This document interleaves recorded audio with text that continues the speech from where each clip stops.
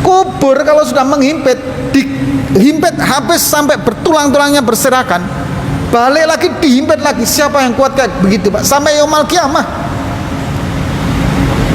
Orang yang zina itu kemaluannya ditusuk pakai tombak dari api neraka. Gimana rasanya? Lidah yang sering diganggu, sering dibuat untuk membuka aib orang lain, mengadu domba, memfitnah, itu ditarik sampai 40 dhirok. Rasanya kayak apa? Siapa yang mampu, Pak? Mau zina kalau ingat azabnya, nikmatnya 5 sampai 10 menit, azabnya bertahun-tahun, orang pasti akan mikir, Pak. Begitu juga dengan kemaksiatan yang lain. Mohon maaf, kita korupsi, naudzubillah. Bapak korupsi sekian ratus juta, yang akan Anda makan itu nggak sampai ratusan juta, paling sepertiga, seperempat, atau seperlima, atau sekian aja, karena kita makan cuma satu piring. Yang itu semua akan jadi azab, dan azabnya tidak akan mampu kita memikulnya.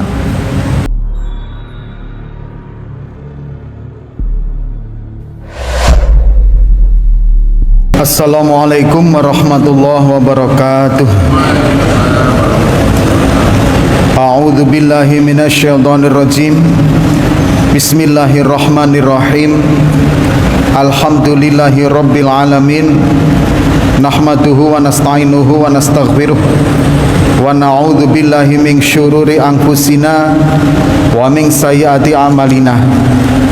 May yahdihillahu fala mudhillalah wa may yudlil fala hadiyalah.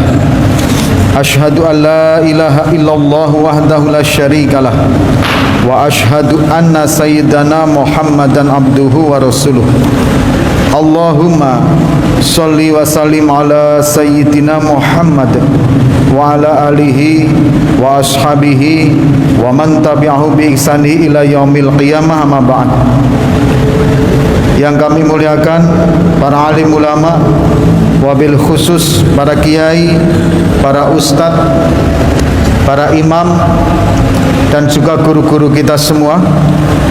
Yang kami hormati Ketua Pengurus Masjid Al-Uswah beserta dengan kepengurusannya, dan yang kami banggakan Bapak Ibu semua yang alhamdulillah hadir dalam majelis taklim kita.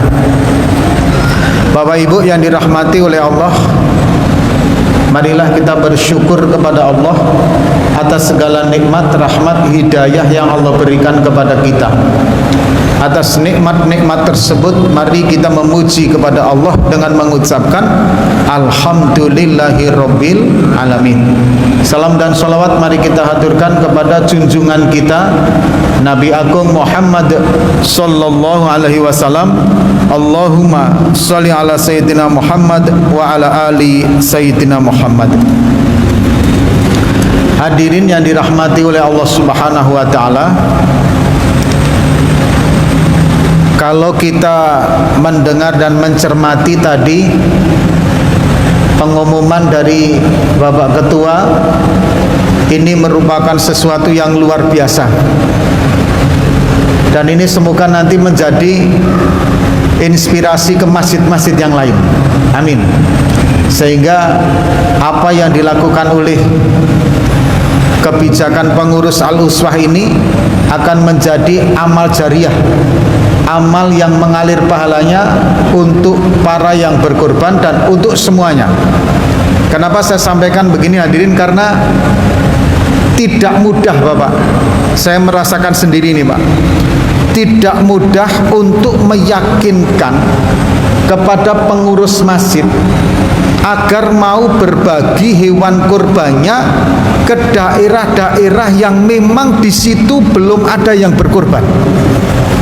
Ini tidak mudah. Berkali-kali kita adakan satu pertemuan, ayo Pak, daripada di tempat Bapak pengelolaan daging kurbannya itu sampai maghrib belum selesai, sampai sholat isya belum selesai, sampai kemudian ada yang nyambung besok lagi penyembelihannya, mbok yau ditransfer hewan kurban itu ke daerah-daerah yang memang di situ tidak ada yang berkorban, sehingga mereka juga berbahagia pada saat datangnya hari raya Idul Adha. Itu di depan pertemuan, oke, yes, tapi mau melaksanakan kembali ada yang nggak setuju. Gimana mau dibagikan, orang di sini aja kita masih membutuhkan kok. Begitu terusnya Pak. Nah ini langsung tadi diawali oleh Pak Ketua dalam pengumumannya ditegaskan. Hewan 1 sampai hewan kelima, begitu ya Pak Ketua ya, akan dikelola di sini insya Allah. Tapi yang ke-6 naik itu insya Allah akan didistribusikan ke dalam daerah-daerah masjid-masjid yang di situ tidak ada orang yang berkorban. Sehingga nanti kalau terpancing masyarakat itu berkorban, maka kita semua insya Allah akan menjadi awaluman, orang yang pertama yang akan kecipratan pahalanya itu juga Pak. Bayangkan kalau mereka nanti sampai yaumul qiyamah Pak melakukan itu. Atau kalau nanti masjid yang lain tuh loh, Al-Uswah sudah memulai, ayo kita contoh, maka pahala yang mereka dapatkan kita pun akan ikut menikmatinya. Apalagi kalau nanti kita melihat, menengok bagaimana ancaman Rasulullah SAW bagi orang yang punya kemampuan berkorban tapi nggak mau berkorban. Hadirin, ini nanti akan kita bahas di dalam pertemuan-pertemuan yang akan datang. Yang jelas, mari kita dukung program ini. Bismillah, mari kita buat program ini sukses. Andaikan tidak sukses nanti, misalkan meskipun cuma 1 saja hewan kurban yang bisa ditransfer, itu sudah luar biasa Pak. Apalagi nanti kalau bisa lebih dari 1.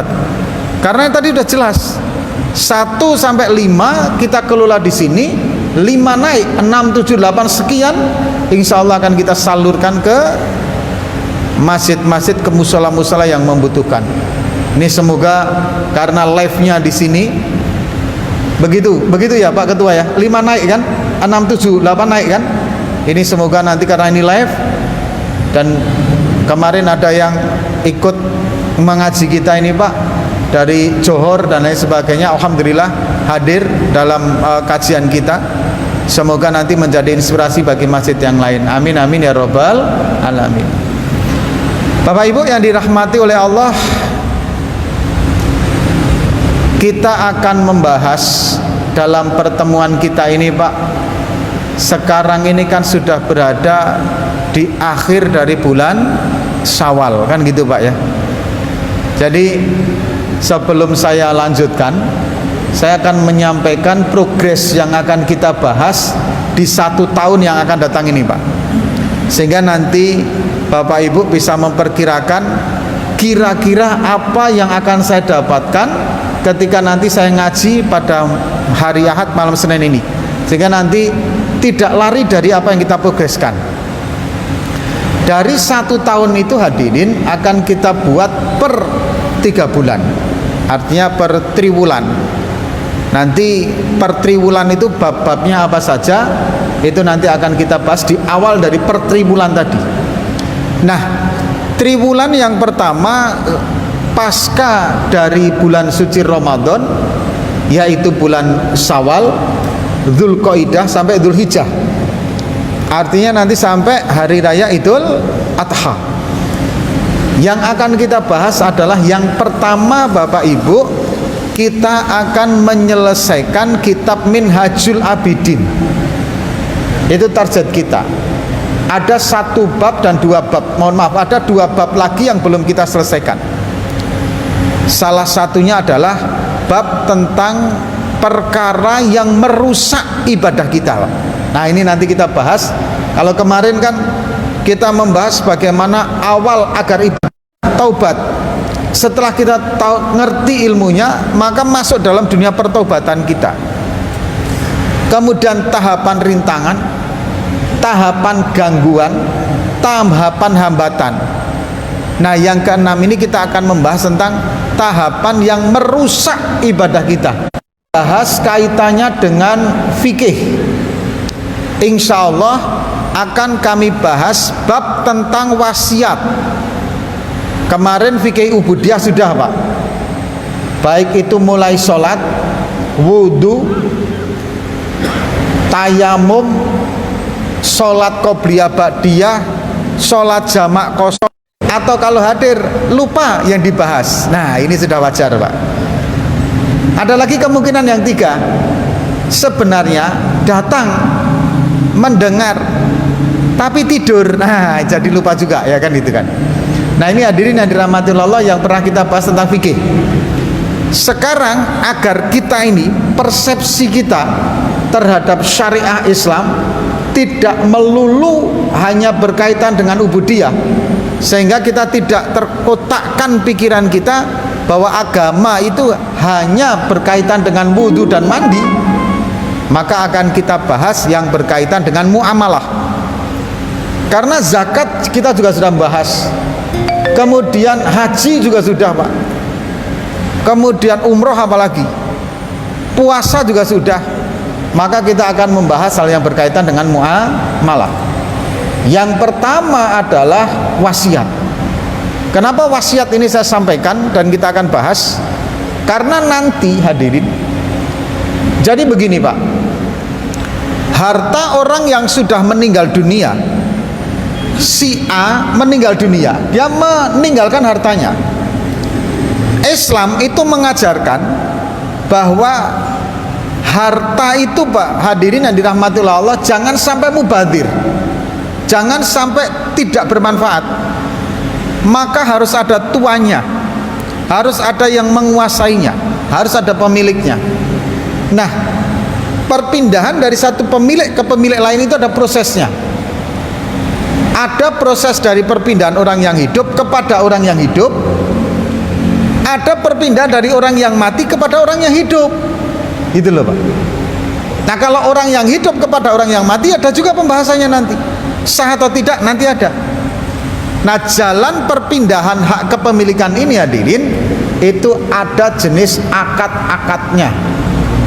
Nah kita ambil karena ini tidak terlalu banyak, adalah perpindahan hak kepemilikan harta dari orang yang meninggal kepada orang yang hidup. Prosesnya yang pertama waris, yang kedua wasiat. Maka dalam berbagai macam kitab fikih, antara wasiat dengan waris pasti berdekatan Pak, babnya. Nah ini akan kita bahas nanti untuk fikihnya di 3 bulan ini Pak. Kalau nanti 3 bulan ini kok misalkan ternyata pembahasan wasiat ini hanya beberapa pertemuan selesai dan Bapak Ibu alhamdulillah sudah memahaminya, kita akan masuk ke dalam hal yang berkaitan dengan waris. Kenapa hadirin? Waris ini penting agar kita di dalam membagi harta orang yang meninggal dunia mempunyai standar keilmuan yang jelas dari syariah Islam. Itu loh Pak. Walaupun hadirin waris itu agak rumit, tapi juga mudah rumit gitu loh Pak. Yang rumit itu ketika memang semua mengendaki harus dibagi, memakai sistem ilmu faraid, ilmu waris itu, maka harus memakai ilmu waris. Tapi beda nanti kalau saling ridho antara satu ahli waris dengan ahli waris lain, saling meridhoi. Nah itu nanti beda lagi Pak. Nah ini hadirin yang dirahmati oleh Allah, yang berkaitan dengan harta orang yang meninggal diberikan atau diganti kepemilikannya kepada orang yang masih hidup. Ada jenis transaksinya. Ini yang kedua. Yang ketiga hadirin, nanti kita akan membahas hal yang berkaitan dengan momen. Kayak ini sebentar lagi kita masuk bulan Dzulqa'dah, Dzulhijjah, Muharram dan Rajab. Ini semua hadirin adalah merupakan bulan-bulan Ashhurul Hurum, kan itu Pak. Apa yang harus kita kerjakan? Begitu juga ketika mendapatkan momen hari raya Idul Adha, termasuk penyembelihan hewan kurban yang tadi dibahas di awal. Nah itu nanti kita juga bahas sedikit, termasuk fikihnya, agar apa hadirin? Agar kita nanti semangat mengamalkan momen tersebut dan bisa mampu memaksimalkan di dalam mengamalkan amalan yang ada di momen-momen tersebut. Nah hadirin yang dirahmati oleh Allah, bismillah kita mulai Semoga Allah merahmati kita, membimbing kita, memberikan hidayah kepada kita, dan kita mendapatkan ilmu yang bermanfaat, majlis ini bermanfaat, barokah dunia akhirat. Amin amin ya rabbal alamin. Bismillahirrahmanirrahim. Li ridwaillahi ta'ala wa li syafaati Rasulillah sallallahu alaihi wasallam. Tsumma ila hadrati khususan hadzal majlis, tsumma ila hadrati khususan samil asatidina minal mu'minin wal muslimat syai'ul lahumul Fatihah. A'udzubillahi minasyaitonir rajim. Bismillahirrahmanirrahim. Alhamdulillahirabbil alamin arrahmanir rahim maliki yaumiddin. Iyyaka na'budu wa iyyaka nasta'in ihdinas siratal mustaqim siratal ladzina an'amta 'alaihim ghairil maghdubi 'alaihim waladdallin. Amin. Bismillah.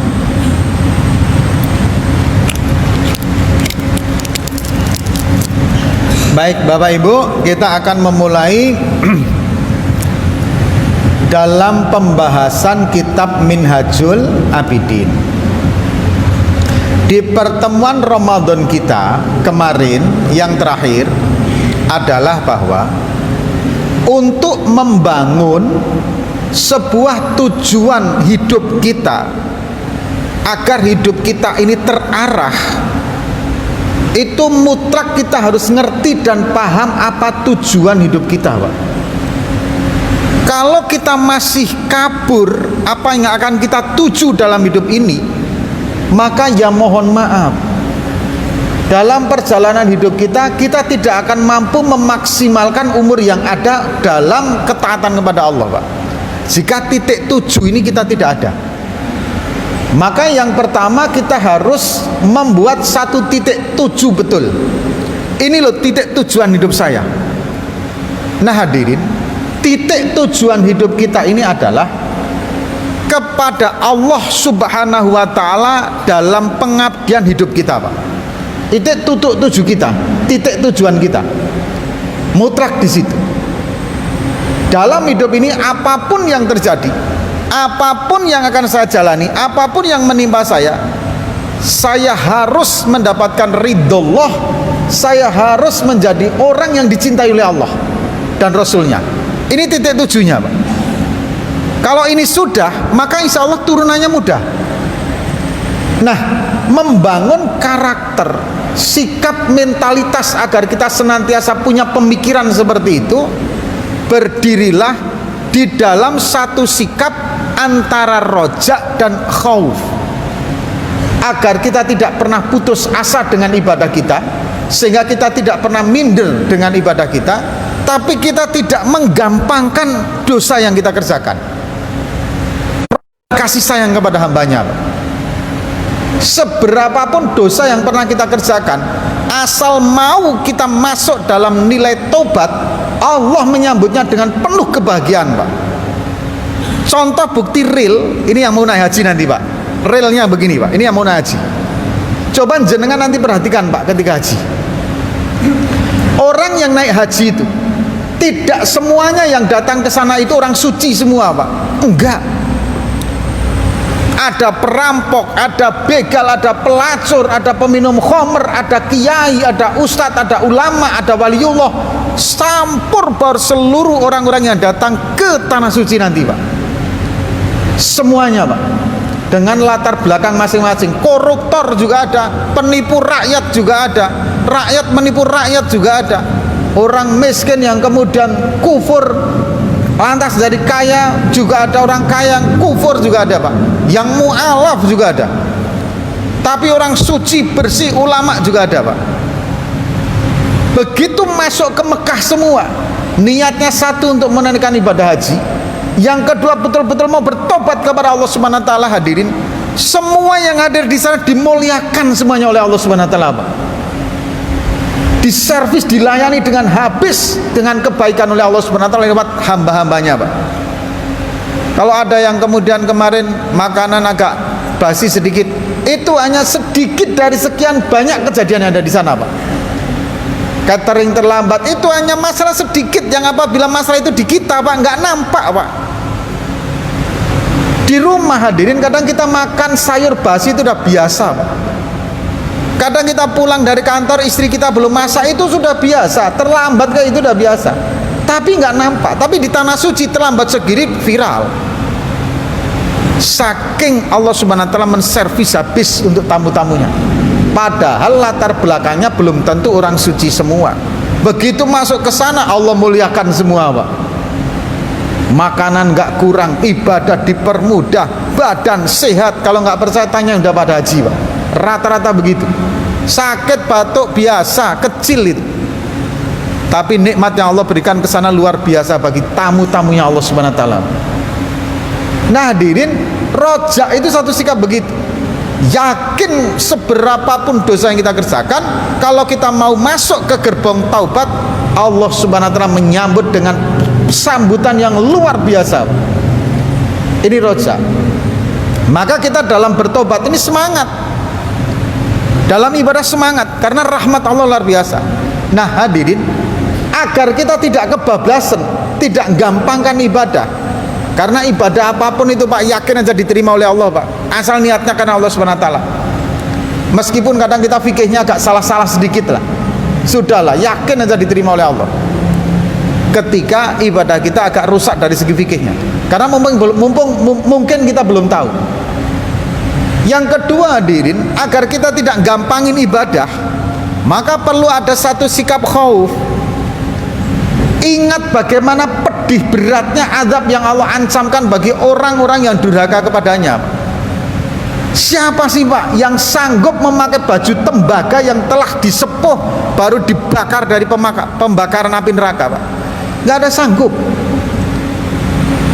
Hadirin, narapidana itu, Pak, digencet atap dari baja, turun sampai atap bajanya itu nempel ke lantai, remuk, Pak, nggak ada yang kuat di situ.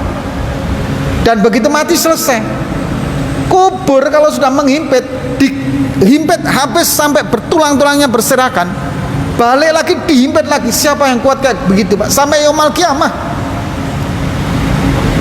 Orang yang zina itu kemaluannya ditusuk pakai tombak dari api neraka. Gimana rasanya? Lidah yang sering diganggu, sering dibuat untuk membuka aib orang lain, mengadu domba, memfitnah, itu ditarik sampai 40 dhirah. Rasanya kayak apa? Siapa yang mampu, Pak? Mau zina kalau ingat azabnya, nikmatnya 5 sampai 10 menit, azabnya bertahun-tahun, orang pasti akan mikir, Pak. Begitu juga dengan kemaksiatan yang lain. Mohon maaf, kita korupsi, naudzubillah. Bapak korupsi sekian ratus juta, yang akan Anda makan itu nggak sampai ratusan juta, paling sepertiga, seperempat, atau seperlima, atau sekian aja, karena kita makan cuma satu piring. Yang itu semua akan jadi azab, dan azabnya tidak akan mampu kita memikulnya. Maka untuk agar kita hati-hati, jangan sampai mudah menggampangkan masalah urusan yang berkaitan dengan perbuatan dosa. Ingat azab-azabnya, ingat kita akan mati, Pak. Kita meninggal semua ditinggalkan. Bahkan untuk membangkitkan rasa agar kita itu tidak bermusuhan dengan orang lain, begini, Pak, ini kata nasihat kiai kami, Pak. Jika kamu masih mempunyai rasa kebencian kepada orang lain, coba perhatikan hidup kamu. Hidup kamu ini nggak akan lama bersama dengan orang-orang yang ada di sekitarmu, kata beliau. Dan begitu kamu meninggal salah satu di antara kalian, maka kalian akan pisah selama-lamanya, Pak. Maka sebelum pisah itu jangan sampai kemudian kita naudzubillah justru mengkufuri dengan permusuhan, mengkufurinya dengan perpecahan, mengkufurinya dengan kebencian. Nggak penting, nggak perlu, Pak. Saya dengan Ustadz Azman misalkan, saya dengan Pak Ketua misalkan, atau saya dengan bapak-bapak semua, Anda bersama dengan saya bersama dengan Anda, itu ketika hidup di dunia berapa tahun, Pak, kita akan jadi satu. Kalau sudah salah satu ada yang meninggal, pisah, Pak, selama-lamanya sampai yaumul kiamah. Bisa kumpul lagi nggak, Pak Ustadz? Wallahu a'lam. Kalau Allah mengendaki ya bisa kumpul, kalau nggak pisah, Pak, kita nggak kenal lagi, urusan masing-masing. Ngapain yang cuma sesaat ini kita buat permusuhan, kan gitu toh, Pak? Ngapain yang sesaat ini kita harus dengan kebencian? Ini kalau nasihat kiai kami. Makanya hadirin, ingat umur yang tidak berapa lama jangan dihabiskan hanya untuk hal-hal yang berbuat kemaksiatan, yang menghabiskan energi dan waktu kita, sehingga kita tidak bisa membangun taat kepada Allah. Kalau sudah sikap rojak dan khauf muncul, jalan enak, Pak, kita. Mau maksiat takut azab, tapi ketika beribadah optimis ibadah kita akan diterima oleh Allah, karena innallaha ghafurur rahim. maka kita akan semangat terus dalam taat. Setelah ibadah kita kencang, amal soleh kita kencang, hubungan horizontalnya kita bagus, dengan keluarga juga bagus, dengan anak kita juga bagus Pak, dengan siapa aja Masya Allah, hati bagaikan emas, seluas samudra, kebencian sudah nggak ada Pak. Mau benci? Enggak lah, sayang umur Pak Ustadz. Mau bermusuhan? Enggak, sayang umur. Sampai titik di situ Pak, apakah Anda akan dibiarkan oleh iblis? Enggak hadirin. Tetap akan ada halangan, rintangan. Inilah yang akan kita bahas di dalam hal yang merusak ibadah kita. Ibadah yang saya maksud ini mujmal Pak, tidak melulu masuk masjid, duduk di majelis taklim, sholat, enggak cuman itu. Ibadah mencari nafkah yang halal, ibadah berbagi dengan interaksi sosial, ibadah dengan Allah. Karena akhlak itu sudah berkali-kali saya sampaikan, akhlakul karimah jangan diparsialkan, jangan dibatasi dengan analogi pemikiran kita doang Pak. Kalau karena analogi kita tok, kita akan menyangka bahwa akhlakul karimah itu akhlak yang baik kepada sesama manusia tok Pak. Enggak. Akhlakul karimah, etika yang baik. Ini lagi viral ini Pak, kalimat-kalimat etika ini kan lagi viral ya kan ya. Etika manusia yang baik, akhlakul karimah, akhlak yang mulia, akhlakul mahmudah, akhlak yang terpuji. Itu yang pertama, dia baik, dia mulia, dia bagus, etika yang baik kepada Allah Subhanahu wa taala. Yang pertama. Yang kedua, dia mempunyai etika yang baik, akhlak yang baik kepada Rasulullah sallallahu alaihi wasallam. Baru kepada makhluknya Allah termasuk manusia Pak. Kalau kepada zat yang menciptakan aja sudah nggak baik, sholat nggak mau, bahkan menyekutukannya, gimana mau dijadikan atau dikatakan sebagai orang yang beretika baik? Maka kalau ada orang yang bertanya, Ustadz, bagaimana orang yang memakai jilbab, bagaimana orang yang tidak mau memakai jilbab tapi baik dengan orang lain? Berarti kan dia etikanya baik. Enggak, saya bilang. Wong dengan Allah yang menciptakan, yang menjamin rezekinya saja, taat aja enggak mau kok dikatakan akhlaknya baik. Yang baik itu adalah dia tutup auratnya, dia baik juga dengan tetangganya. Itu baru yang baik. Jadi kalau ada orang yang mengatakan percuma sholat kalau nggak baik, enggak ada percumanya. Justru etika yang tertinggi adalah akhlak yang baik kepada zat yang menciptakannya, Allah Subhanahu wa taala. Nah, hadirin yang dirahmati oleh Allah Subhanahu wa taala, kembali kepada tadi. Ketika kita sudah jalan lurus bagus, apakah dibiarkan oleh iblis laknatullah alaih? Enggak. Apakah kita akan mulus-mulus saja? Enggak juga Pak. Hati-hati dengan perkara yang merusak amal soleh kita. Hati-hati dengan perkara yang merusak amal ibadah kita. Apa perkara yang merusak dalam amal ibadah kita? Kuncinya ini Pak, kuncinya. Yang merusak ibadah kita apabila hilangnya rasa ikhlas, munculnya rasa riya dalam ibadah kita, dalam diri kita. Dua perkara ini Pak, hilangnya rasa ikhlas, munculnya rasa riya. Naudzubillah min dzalik. Dua perkara itu wujud dalam diri kita, dalam hati kita, selesai Pak ibadah kita, rusak Pak, rusak. Ada satu riwayat hadirin yang dirahmati oleh Allah. Ketika ada seseorang yang ahli taat pada Allah, amal ibadahnya baik, sedekahnya baik, interaksi sosialnya yes, nggak ada celah, ibadahnya juga baik, tapi riya, pamer. Ketika dia mau surga, ketika mau masuk surga, di hadapan surga Allah bertanya, ibadahmu kamu peruntukkan ini, aku tanya sama kamu, apakah nggak cukup dulu nikmat yang aku berikan kepadamu di dunia? Nggak cukupkah kesehatan yang aku berikan kepadamu? Nggak cukupkah rezeki yang kamu makan, yang kamu minum, yang kamu hirup, yang aku sediakan saat hidup di dunia? Apakah nggak cukup nikmat umur yang aku berikan sebagai nikmat buat kalian?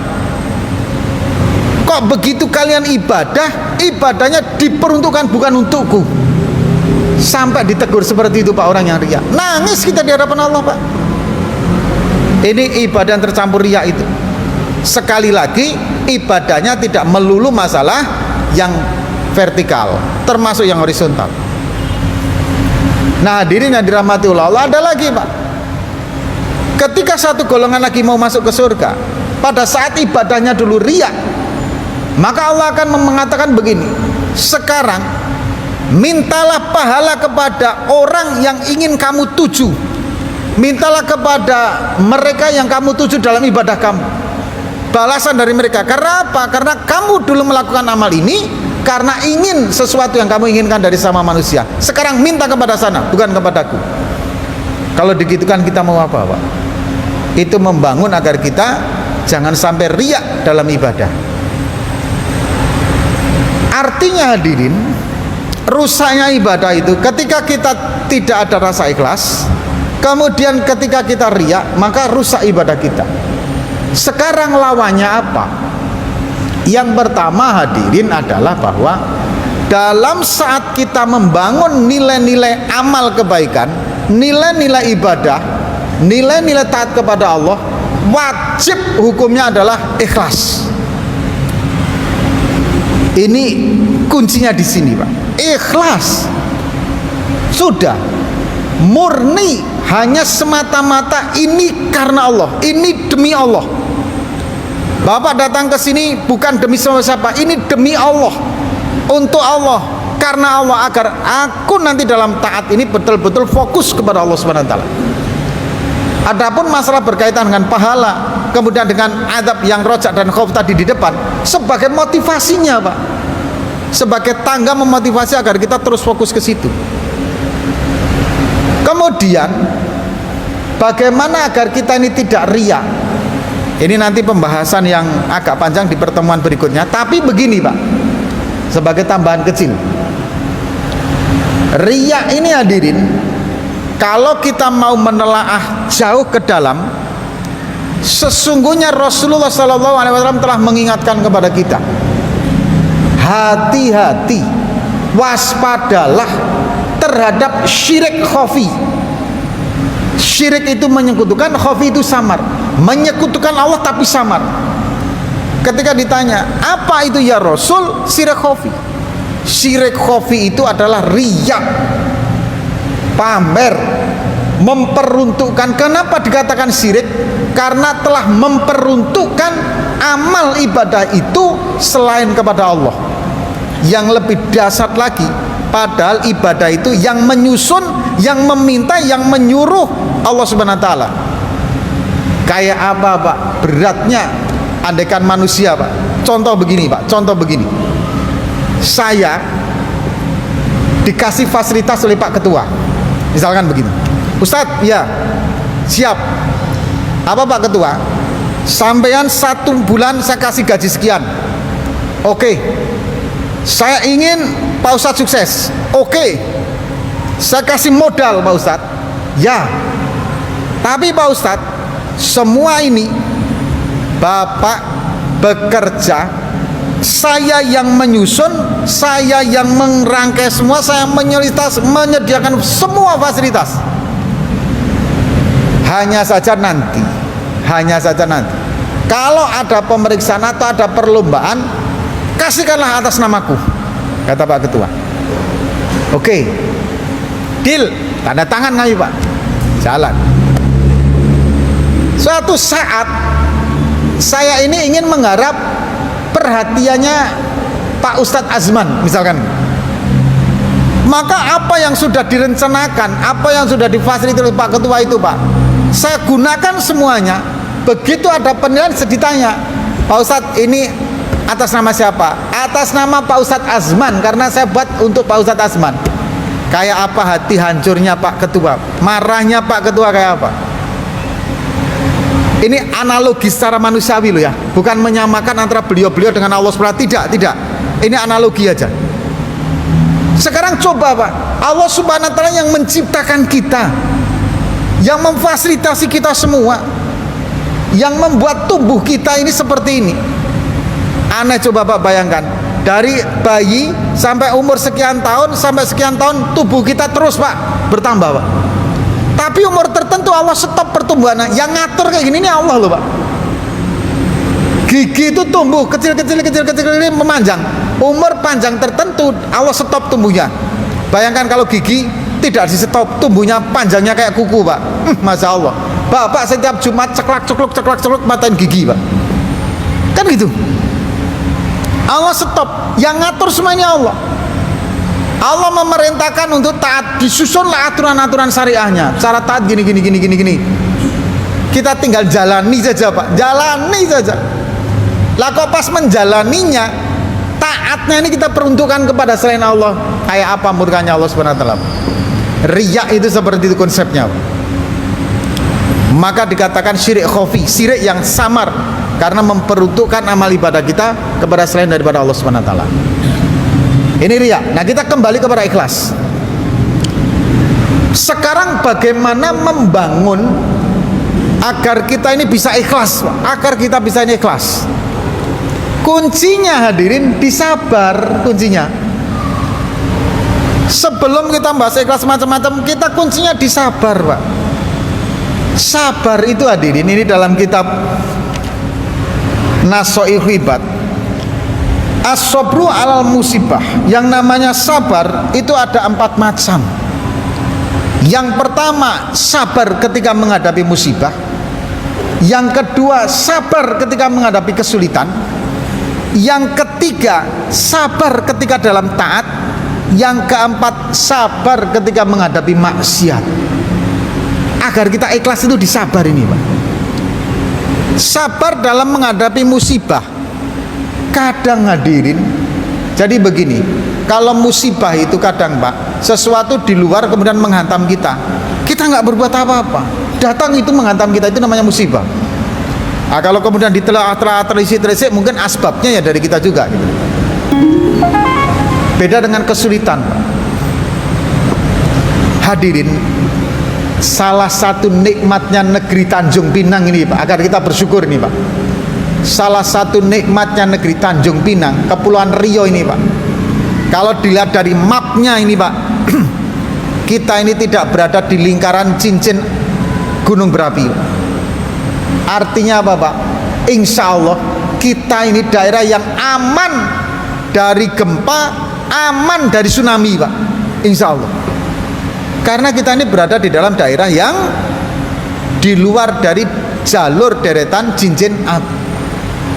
Ini kadang yang seperti ini kita lupa mensyukurinya.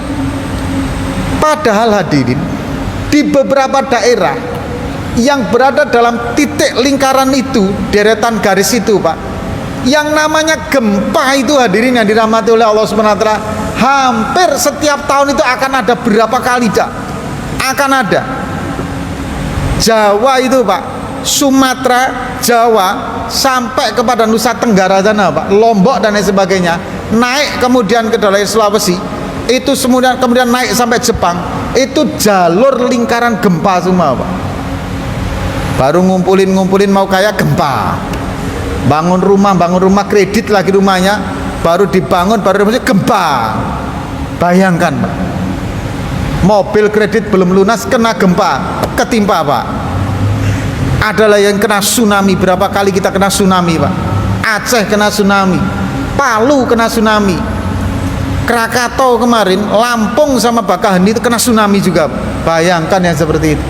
Apakah kita pernah berlari-lari sampai teriak Allah Akbar, Allah ya Allah ya Allah karena gempa? Enggak pernah, Pak. Apakah pernah kita berada dalam situasi karena begitu gempa itu, Pak, listrik langsung padam, goyang semua ini, Pak? Aman kita. Tapi kadang kita lupa bersyukur dengan itu. Nah, hadirin, yang pertama itu sabar ketika menghadapi musibah. Kita berada di sini, naudzubillah, Bapak berada di sini, faktor eksternalnya kemudian menghantam. Yang belum pernah ditinggalkan anaknya dipanggil oleh Allah Subhanahu wa taala, tidak akan pernah merasakan betapa beratnya mereka, Pak. Maka ketika yang tidak ditinggal bersyukur, Pak. Tapi yang ditinggal juga bersyukur, akan menjadi seseorang yang menyambut kita, Bapak Ibu, nanti di surganya Allah. Kita punya kawan itu, Pak, 1 tahun setiap habis sholat nangis, Pak, ingat anaknya. Kita kadang lupa bersyukur tentang hal ini. Maka orang yang bisa tabah taat ketika menerima musibah itu, Pak, 1 titik celah ikhlas sudah mulai muncul, Pak. Karena dia sudah belajar menerima kenyataan, belajar menerima pendidikan dari Allah Subhanahu wa taala. Ini sabar menghadapi musibah. Masih ada lagi 3 sabar lain, Pak, menghadapi kesulitan, menghadapi taat, dan menghadapi maksiat. Bagaimana konsep nanti menjalankannya, insya Allah akan kita bahas di pertemuan yang akan datang. Semoga Allah merahmati kita, membimbing kita, memberikan hidayah kepada kita, agar kita ini berada dalam jalur yang benar, taat kepada Allah. Hati kita diuji, andaikan diuji dalam sesuatu yang menurut kita dan menurut Allah Subhanahu wa taala ini tidak terlalu berat, Pak. Sabar menjalaninya. Ujian-ujian ini semoga jauh, Pak. Karena kita ini mampu ngomong ini kalau belum datang. Kalau datang ujian, Pak, kadang kita masya Allah, naudzubillah min dzalik, banyak yang terjungkal, Pak.